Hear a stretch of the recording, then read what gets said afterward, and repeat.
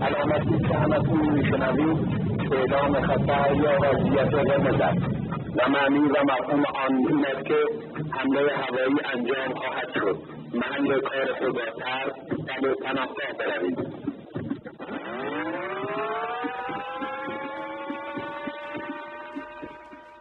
کشور عراق همیشه بعد از تأسیسش 2 مشکل ژئوپلیتیک اساسی داشت. اول اینکه بغداد پایتخت این کشور عمق استراتژی کافی نداشت. یعنی چی؟ یعنی پرواز یه هواپیمای جنگی مثلا F4 از مرز ایران تا بغداد 10 دقیقه بیشتر طول نمی‌کشید. دولت‌های حاکم عراق هم همیشه دلشون می‌خواست اگه میتونستن مقداری از خاک ایرانو بگیرن و امنیت بغدادو افزایش بدن. اینجوری پدافنداشون میتونست زمان بیشتری داشته باشه واسه عکس‌العمل، واسه زدن هواپیما. دومین مشکل اساسی عراق اینه که دسترسیش به آبهای آزاد خیلی محدوده. عراق کشوریه که سرشار از منابع طبیعی به خصوص نفته. اما این انبار طبیعی یه دروازه خیلی کوچیکی داره و واسه صادرات نفتش خیلی مشکل داره. از اون طرف هم عراق یه سری مشکلای داخلی داره. 60% از مردم عراق شیعه‌ان یا شاید هم حتی بیشتر، که بیشترشون هم سمت جنوب عراق زندگی میکنن. نجف، کربلا، موصل، سمت پایین عراق. اما بزرگترین مشکل داخلی عراق کردها بودن. اونا یه گروه مسلح به اسم پیشمرگه ها داشتن و خواستار خودمختاری کامل کردها بودن. هر از گاهی حمله هایی هم به دولت های وقتشون میکردن و فشار می آوردن تا به خواستشون که خودمختاری کامل کردهای شمال بود برسن. وقتی داریم راجع به کشور عراق صحبت میکنیم میدونیم دیگه این جغرافیایی که ما امروز به اسم کشور عراق میشناسیم قسمتی از خاک امپراتوری عثمانی بوده که بعد جنگ جهانی اول و شکست عثمانی عراق هم تحت سرپرستی بریتانیا تأسیس شد. چه سالی؟ سال 1921. میشه کی؟ میشه سال 1299 شمسی. چند سال پایانی حکومت احمدشاه قاجار که تقریباً یه سالم بعد از تأسیس انگلیسی‌ها رفتن یه شخصی رو به اسم فیصل یکم که تو اردن بود، اصلا از خاندان هاشمیای اردن بود، آوردن و کردن پادشاه عراق و رسما کشور پادشاهی عراق رو تأسیس کردن. برگردیم دوباره سراغ داستان کردها.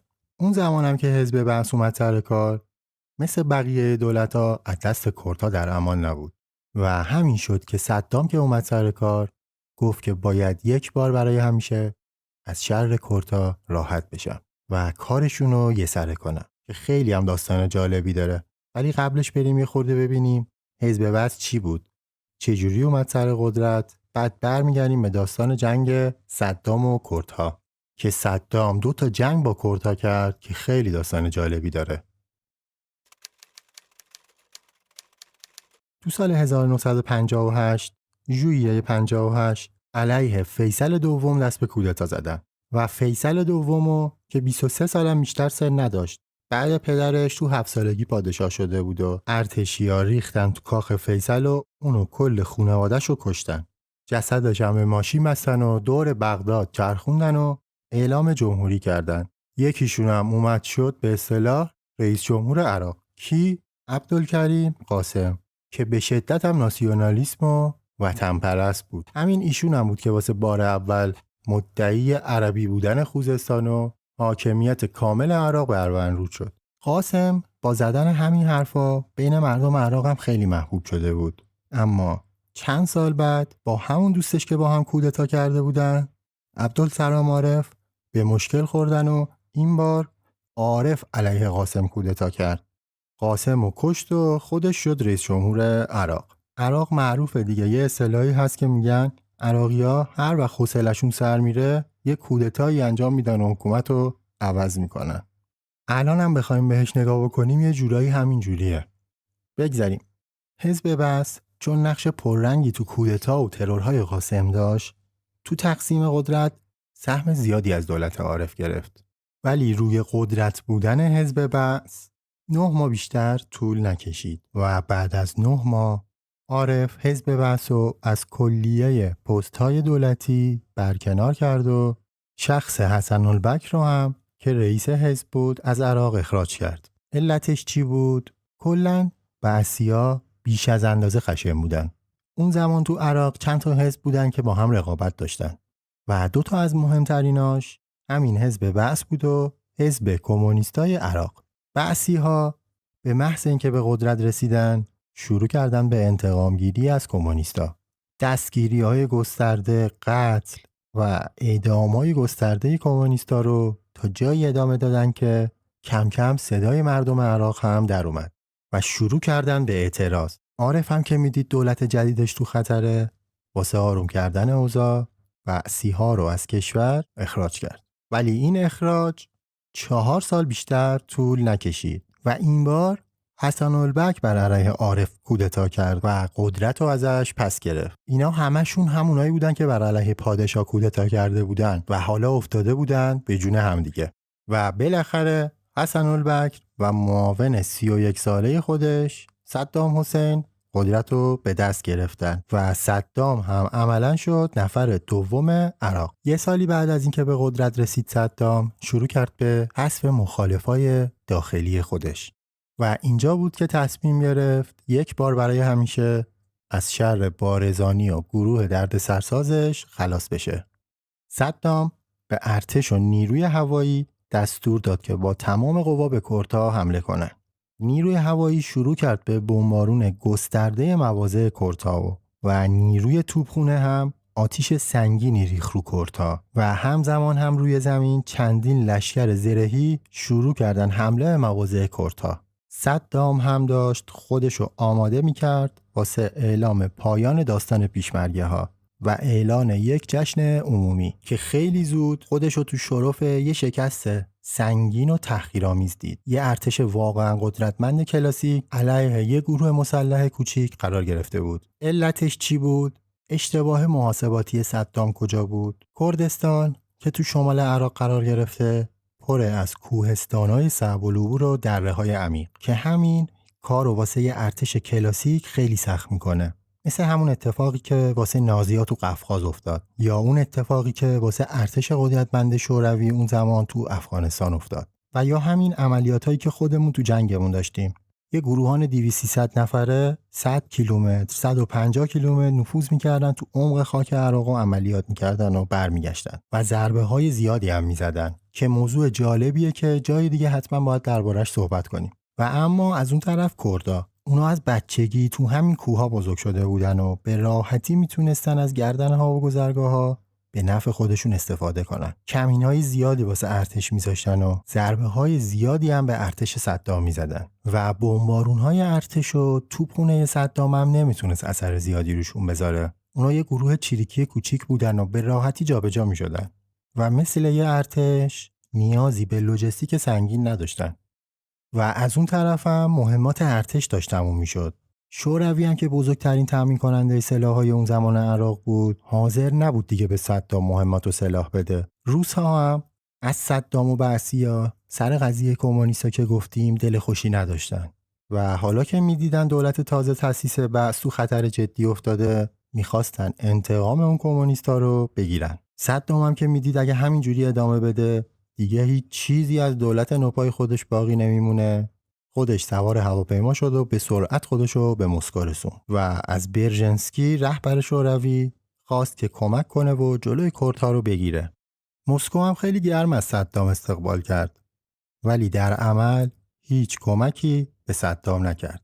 رهبر شوروی به صدام گفت اگه میخوای نجات پیدا کنی هیچ راهی نداری جز این که با کردها صلح کنی و خود مختاری که میخوانو بهشون بدی. و صدامی که داشت آماده میشد واسه جشن پیروزی ناامیدانه و دست خالی از مسکو برگشت و دید هیچ راهی نداره جز این که به کردها خود مختاریشونو بده. خلاصه 2 ماه بعد صدام اومد جلوی دوربینا و اعلام کرد که میخواد به کردها خود مختاری بده و خواستار آتش بس و پایان جنگ با کردها شد.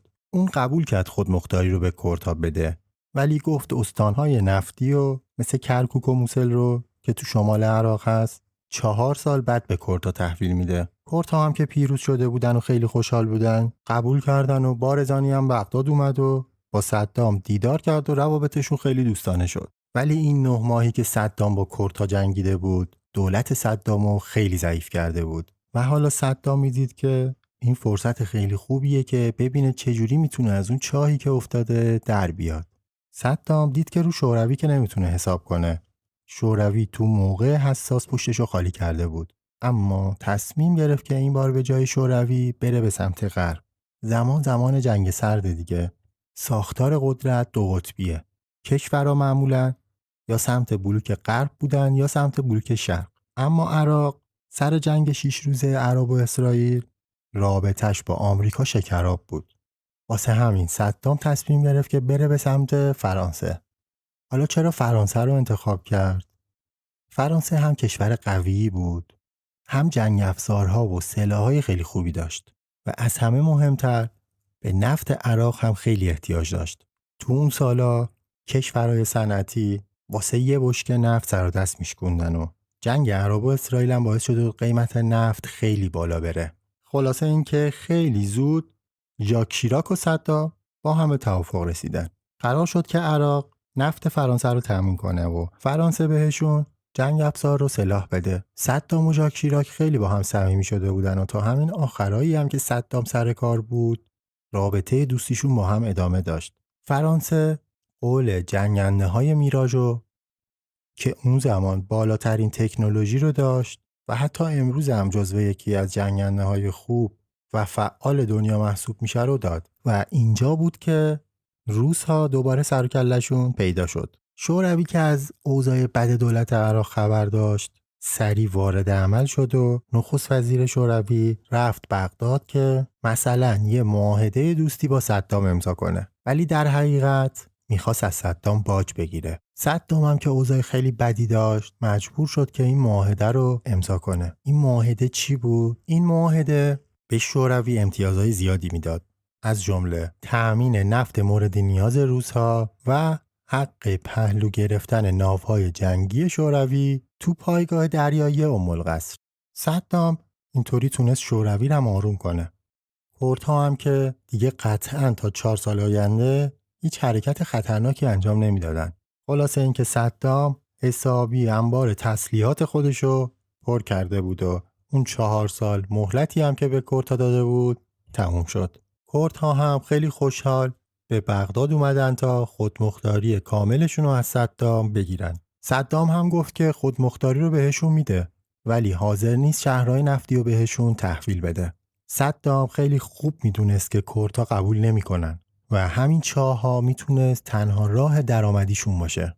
اونا قبول نکردن. صدام هم با پررویی تمام ارتش مجهز شده خودشو دوباره به جنگ کردها فرستاد و این دفعه شکستی خورد بدتر از دفعه قبلی که اینجا جا داره بگم که ارتش عراق تو اون زمان جزو بهترین نیروهای نظامی دنیا بود، هم از لحاظ تجهیزات و چه از لحاظ تعداد و آموزش نفراتش. همین که تجربه قبلی از جنگ با کردها رو داشت و نقاط ضعف ارتش خودش رو هم برطرف کرده بود، ولی این بار چی رو در نظر نگرفته بود؟ ایران و شاه ایران رو. چجوری؟ ایران متحد آمریکا بود و فضای اون زمان هم اوج جنگ سرد بود و صدام هم به شوروی اجازه داده بود که ناوهای جنگی شوروی پاشون به آبهای خلیج فارس باز بشه و حالا شده بودن همسایه دیوار به دیوار ناوهای آمریکایی که تو بندرهای ایران بودن و این چیزی بود که واسه ایران اصلاً قابل تحمل نبود و اینجا بود که شاه ایران وارد عمل شد. به کردها کمک تسلیحاتی کرد و بهشون سلاح میداد و اجازه داده بود که از خاک ایران استفاده کنن واسه عقب نشینی و حمله به ارتش صدام تا یه گوشمالی به صدام داده باشه. صدام هم که دوباره خودشو تو آستانه نابودی میدید این بار رفت دست به دامن الجزایر شد. حالا الجزایر چرا؟ اون زمان کشورهای نفتی دنیا یه نشستی برگزار میکردن واسه تعیین قیمت جهانی نفت به اسم اوپک و اون سال اوپک تو الجزایر برگزار میشد. صدام هم از نخست وزیر الجزایر درخواست کرد که واسطه بشه که تو حاشیه جلسه اوپک از شاه یه وقت بگیره تا بتونه با پادشاه ایران دیدار بکنه. يسوي جميع المشاكل القائمة بين البلدين الشقيقين إيران والعراق.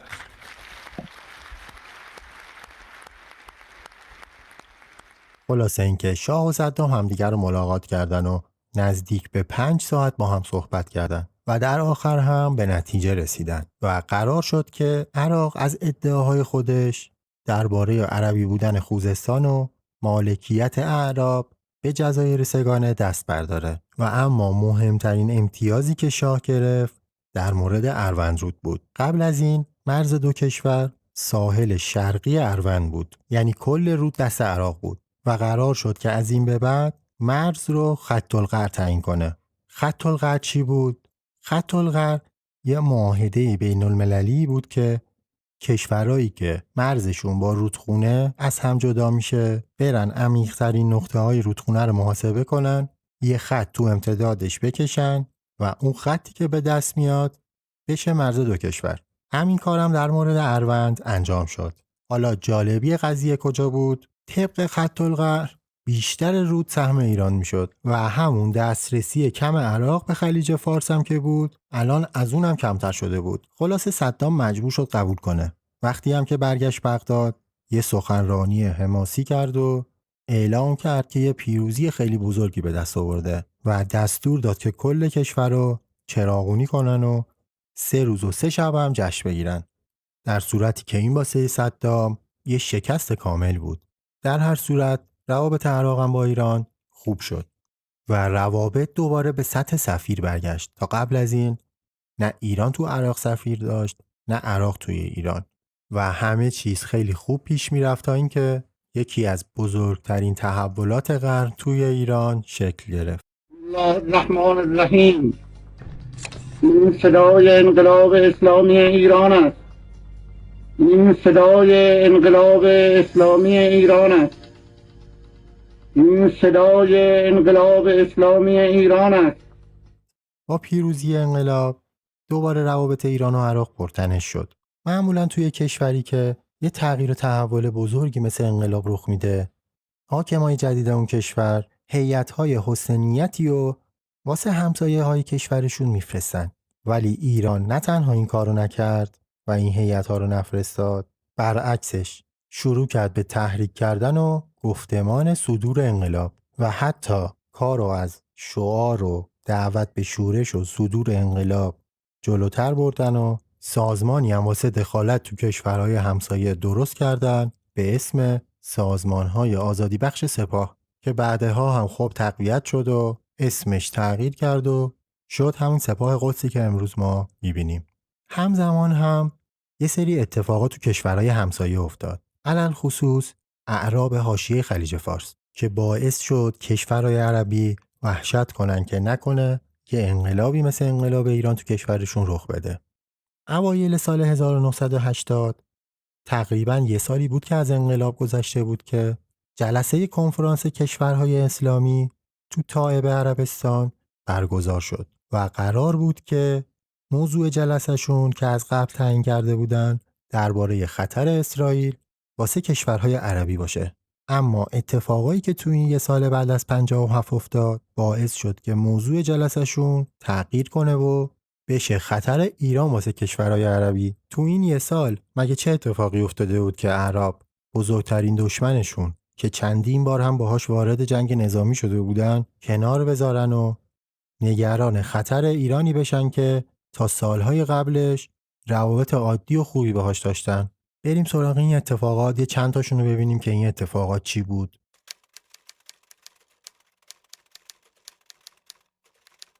آبان 57 تو آخرین روز حج اون سال وقتی حجاج میخواستن از مسجد الحرام بیان بیرون، یه عده‌ای که زیر لباساشون اسلحه قایم کرده بودن جلوی در ورودی نگهبانا رو کشتن و درای مسجد رو کامل بستن و کل حجاج رو گروگان گرفتن و اجازه خروج به هیچ کسی رو ندادن. حالا جالبش اینجاست که نزدیک 400 نفر از خود حجاج که گروگان گرفته شده بودنم به این گروه پیوستن و باهاشون همکاری کردن. نیروهای امنیتی عربستان هم کل مسجد رو محاصره کردن و چند بار به این گروه حمله کردن که هر باری که حمله می‌کردن فقط کلی تلفات میدادن و دوباره عقب نشینی میکردن. 2 هفته اوضاع همینطوری بود. هی حمله میکردن، چند تاشون کشته میشدن و چند تا از اونها رو هم میکشتن و اما تعداد حجاجی هم که به سمت مهاجما میرفتن هر روز بیشتر میشد. عربستان دید که نمیتونه از پس این اوضاع بر بیاد و 121 نفر از نیروهای امنیتیش هم کشته شده بودن. واسه همین مجبور شدن دست به دامن فرانسه بشن و یه گروه از تکاورای فرانسوی اومدن عربستان تا قضیه رو جمعش کنن. ولی باز مشکل یکی دوتا نبود. ورود افراد غیر مسلمون به مسجدالحرام ممنوعه و مفتیای عربستان هم شروع کردن به اعتراض به اینکه این فرانسوی‌ها حق ورود به مسجدالحرام رو ندارن. خلاصه اینکه یه مراسم تشریفاتی راه انداختن و همه اون تکاورا رو به اصطلاح مسلمون کردن و حالا اجازه داشتن که وارد مسجد بشن و کار این نیروهای مسلح رو یسره کنن. اونا از طریق کانالهای زیرزمینی مسجد مخفیانه رفتن داخل و داستان با کشته شدن 250 نفر که خیلی هاشون هم گروگان بودن بالاخره جمع شد. چند روز بعد ملک فیصل پادشاه عربستان رسما اعلام کرد که طبق اطلاعاتی که نیروهای امنیتی عربستان به دست آوردن این گروه شورشی طرفدار ایران بودن و از طرف انقلابیون ایران تحریک و تجهیز شده بودن و خلاصه گفت که این یه حمله به خاک ما از طرف ایران بوده. این داستان گذشت. چند ماه بعد از این داستان طارق عزیز که سالهای زیادی وزیر امور خارجه صدام بود داشت توی دانشگاه مستمسریه بغداد سخنرانی میکرد که یه بمبی منفجر شد.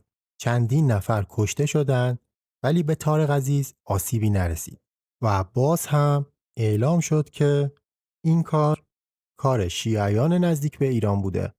چند روز بعد هم دانشجوی دانشگاه واسه محکوم کردن این بمبگذاری جلوی در همون دانشگاه تظاهرات اعتراضی را انداخته بودن که یه عده‌ای مسلح به سمت دانشجوها شلیک کردن و باز همونجا چند نفر از دانشجوها کشته شدن. فرداش صدام اومد تو تلویزیون و جلوی دوربین ها 3 بار قسم خورد که انتقام کشته های دانشگاه مستمسریه رو از ایران میگیره و بعدش هم شروع کرد به آزار و اذیت شیعه ها. هزاران شیعه عراقی رو که نسب ایرانی داشتن و از عراق اخراج کرد. همه این اتفاقات که تعدادشون کم هم نبود دست به دست هم داد که کشورهای عربی نتیجه بگیرن که باید با این اقدامات ایران مقابله کنن و دشمن قدیمیشون کنار رفت و اولویتشون شد مقابله با ایران. تو حاشیه یک کنفرانسی که توی طائف برگزار میشد ملک فهد پادشاه عربستان با صدام دیدار کرد و هدیه‌ای به صدام داد که مدت‌ها صدام در انتظار همچین موقعیتی بود. هدیه چی بود؟ اطلاعاتی از وضعیت ارتش ایران. بعد از انقلاب از ترس کودتا نیروهای انقلابی تصفیه‌های گسترده‌ای رو تو ارتش شروع کرده بودن و کلاً از سرگرد به بالا یا اعدام شده بودن یا فرار کرده بودن و عده‌ای رو هم یا اخراج کرده بودن یا بازنشسته و یه جورایی سر ارتش رو که قدرت فرماندهی و تصمیم گیری و سالها تجربه رو داشتن زدن. نیروهای پایین‌تر متخصص رو هم بیشترشون رو یا اخراج کردن و یا بازخرید کردن و نیروی زمینی و زرهی رو کاملا از کار انداختن. نکته ای که در اینجا لازم اشاره بکنم این که بازنشسته هایی که ما در ارتش داریم عده‌ایشون خارج کشور هستن و دارن حقوق میگیرن و مشخص هست دارن توطئه میکنن. عده‌ای داخل کشور هستن و حقوق بازنشستگی میگیرن، باز هم مشخص هست دارن چه کار میکنن. عده دیگر هم اگر توطئه نمیکنن و سالم هستن حداقل حقوق بازنشستگی کامل به اونها پرداخت نشه. معلوم نیست اونها در رژیم سابق خدمتی کرده باشن، حداقلی که بتونن زندگی رو بگذرانن و نه بیشتر. این صلاح نیست که از مال این مردم مستضعف به یه مشت امیر بازنشسته داده بشه و اونا هم در خارج کشور توطئه بکنن. راجع به نیروهای مخصوص که بارها پیشنهاد شده به مسئولین که این نیرو را منحل اعلام کنن و اینا خطرناک هستند، متاسفانه توجه نشد و در این کودتا هم نقش عظیم رو اونا داشتن. متاسفانه بعضی از دوستان نماینده ما همچنان با همان شور و هیجان به ارتش حمله میکنند. همان کسانی که این توطئه رو کشف کردند در داخل ارتش بودند. بنابراین کوبیدن ارتش به طور کلی عمل صحیحی نیست، عملی است که استعمار می‌خواهد. شعار انحلال ارتش از شعارهایی است که ضد انقلاب از روزهای اول مطرح کرده و هنوز هم به دنبال آن است. و مسئله پاکسازی که همچنان ادامه دارد مسئله خطرناکی است. دوست عزیز ما دکتر روحانی مسئله رو مطرح کردند که تیپ نوحد را منحل کنیم. آیا صحیح است که بهترین رزمندگان را دور بریزیم که احتمالاً 1/10 آنها به دشمن بپیوندند؟ یا بهتر اونها رو تحت کنترل خودمون داشته باشیم؟ من تعجب میکنم که جناب دکتر روحانی که خودشون دستن در کار ارتش هستند و در سازمان سیاسی ایدئولوژی که ما بزرگترین نقش رو پیاده میکنند به این مشکلات آگاهی کامل دارند. این ارتش با تمام هجوم و حمله‌ای که بهش میشه ارتشی نبود که با ملت ما بجنگد. پیروزی انقلاب ما در سایه این حقیقت بود که ارتش به ملت ما پیوست، نه جنگید. یکی از نیروهایی که به واسطه همکاری همافرا با انقلابیون تقریباً سالم مونده بود نیروی هوایی بود و اتفاقاً یکی از کابوس‌های صدام همین نیروی هوایی ایران بود که اون زمان جزء قوی‌ترین نیروهای هوایی جهان بود و حالا باید واسه از بین بردن این نیرو هم یه فکری می‌کردن. هواپیماهای F-14 تام‌تر شکاری فوق مدرن تأمین کننده برتری هوایی با توانایی حمل موشک فینیکس از مدرن‌ترین هواپیماهای شکاری ضربتی روز جهان می‌باشند. صبح پنجشنبه 19 تیر 59 تقریباً 3 ماه قبل از شروع جنگ یه عده از خلبانای پایگاه نوژه همدان که سوار جیپ‌هاشون شده بودن و داشتن به سمت آشیانه‌های جنگنده‌ها میرفتن که سوار جنگنده‌هاشون بشن توسط اطلاعات سپاه دستگیر شدن و اعلام شد که این خلبانا میخواستن کودتا کنن. میخواستن اون روز صبح سوار جنگنده‌هاشون بشن، جنگنده ها رو آرم کنن یا به اصطلاح مسلح کنن و بلند بشن و برن به سمت تهران و چند تا نقطه حساس تهران مثل جماران پاستور رو بمبارون کنن. و جالبتر این که گفته شد که طرح کودتا این بوده که عده‌ای هم از تیپ زرهی اهواز سوار تانکاشون بشن و راه بیفتن با تانکاشون برن به سمت تهران و کودتا کنن و در نتیجه نیروی هوایی و تیپ زرهی اهواز که مهمترین سد دفاعی ایران مقابل عراق بود از بین رفت. خلاصه این که نیروی هوایی و نیروی زرهی اهواز رفتن زیر ضربه دادگاه‌های انقلاب و نتیجه چی بود؟ دستگیری نزدیک به 300 تا خلبان و تکنیسیان و اعدام 121 خلبان و عده زیادی هم از تیپ زرهی اهواز که اگه جنگ شروع نشده بود تعداد همین اعدامی‌ها خیلی هم بالاتر رفته بود. چجوری؟ عده زیادی از همین خلبانا که حکم اعدام و اخراج گرفته بودن با شروع جنگ و نیاز نیرو هوایی به خلبان آزاد شدن و خیلی هاشونم تو راه دفاع از میهنشون شهید شدن.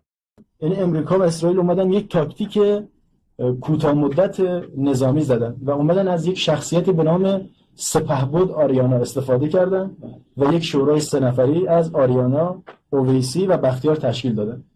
یعنی جریان اصلا تر به این صورت بود که عملیات داخل با عراق هماهنگی شده بود و در خارج از کشور یک نماینده دولت عراق داره نزد بختیار و بختیار یک نماینده در عراق داره نزد دولت عراق که اینا با همدیگه کارهای همدیگه رو هماهنگ میکنن. در داخل هم مسئول هماهنگی سرهنگ بنی عامری یا احسان بود. بعد ساعت 11 شب هواپیماهای میگ‌های عراقی بلند میشدن و غرب کشور رو بمباران میکردن. اینها به این عنوان که میخواهند برند و اونها رو سرکوب کنن بلند میشدن و برعکس به جای غرب راهی تهران و قم میشدن و مواضع حساسی رو که بعد بگیم قصد داشتن بمباران کنن. بریم سر قصه خودمون. بعد از این کودتا نزدیک به 70% از نیروی هوایی و زمینی عملاً از کار افتادن. ولی خب همین ارتشی که نزدیک 70% از ظرفیت خودش رو از دست داده بود خیلی جانانه جلوی ارتش تا دندون مسلح عراق ایستادگی کرد. یادمون نره اون زمان ارتش عراق جزء قوی ترین ارتش‌های منطقه بود بگذریم بریم عراق ببینیم همزمان با کودتای نوژه تو عراق چه خبره. صدام داره خودشو واسه جنگ با ایران آماده میکنه و نیاز داره که واسه حمله به ایران قدرت کامل و خودش به دست بگیره و جلوی مخالفت‌های احتمالی با جنگ رو بگیره. صدام این زمان هنوز معاون رئیس جمهور بود و به حسن البک گفت که خودت مسالمت آمیز کنار برو. حسن البک بیماری رو بهونه کرد و استعفا داد و صدام رو به عنوان رئیس جمهور عراق معرفی کرد. صدام هم از روزی که معاون رئیس جمهور شده بود کارنامه قابل قبولی نداشت.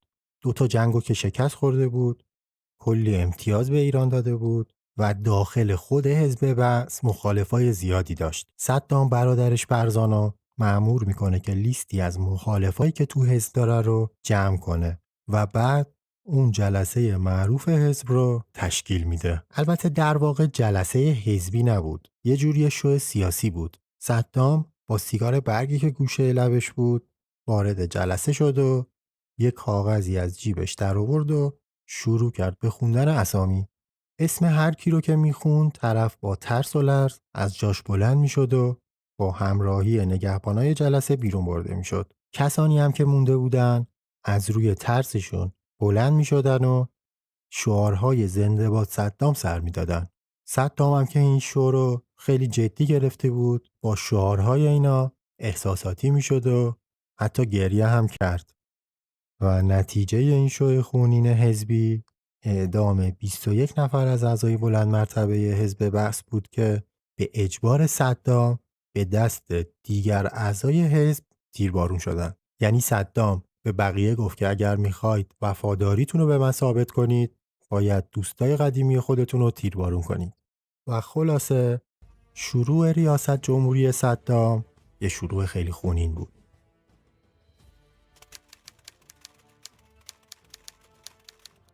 صدام 2 ماه بعد از ریاست جمهوریش دوباره جلوی دوربینه ها رفت و همون قراردادی رو که واسش دستور داده بود 3 شبانه روز جشن بگیرن رو جلوی خبرنگارها پاره کرد و اعلام کرد که مصاحبه بعدی با خبرنگارها 1 هفته بعد در